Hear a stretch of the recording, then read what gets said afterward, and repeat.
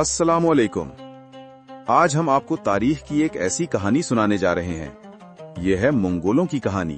12वीं सदी का जमाना था। वस्ती एशिया के मैदानों और सर्द पहाड़ों में एक खाना बदोश कौम आबाद थी, मंगोल। ये लोग सख्त मौसम के आदी थे।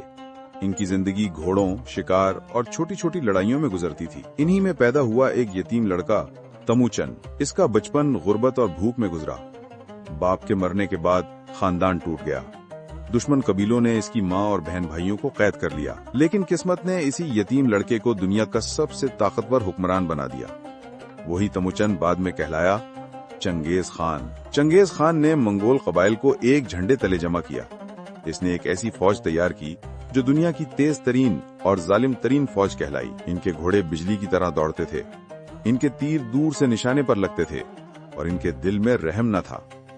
इनका सबसे बड़ा हथियार था खौफ। चंगेज खान ने सबसे पहले चीन पर हमला किया। अजीम दीवार भी इन्हें ना रोक सकी।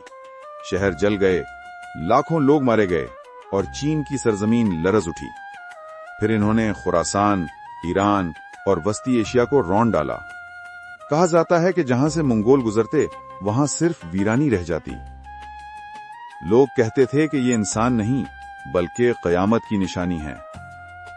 और फिर आया वो वक्त जो तारीख कभी नहीं भूलेगी। सन 1258 में चंगेज खान के पोते हिलाकू खान ने बगदाद पर हमला किया। ये शहर उस वक्त इल्मो हिकमत का सबसे बड़ा मरकज था। बेशुमार कुतुब खाने, लाखों किताबें और हजारों उल्मा यहाँ मौजूद थे। लेकिन जब मंगोल दाखिल हुए, हर तरफ आग, खून और चीखों पुकार थी। किताबों से भरी लाइब्रेरियां जला दी गईं।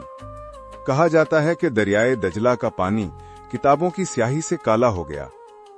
हजारों उलमा को कत्ल कर दिया गया। इस्लामी दुनिया के दिल पर ऐसा जख्म लगा जो सदियों तक याद रखा गया। चंगेज खान और उसके जानशीनों ने दुनिया की सबसे बड़ी जमीनी सल्तनत कायम की। चीन से यूरोप तक, रूस से हिंद तक उनका झंडा लहराता था।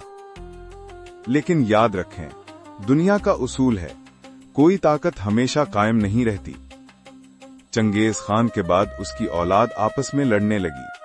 अंदरूनी इख्तिलाफात, ऐश व इशरत और गुरूर, ये सब उनके जवाल का सबब बने। रफ्ता रफ्ता वो अजीम मंगोल सल्तनत तारीख की किताबों का सिर्फ एक बाब बन गई। ये कहानी हमें सबक देती है कि असल ताकत इल्म, अदल और इत्तेहाद में है।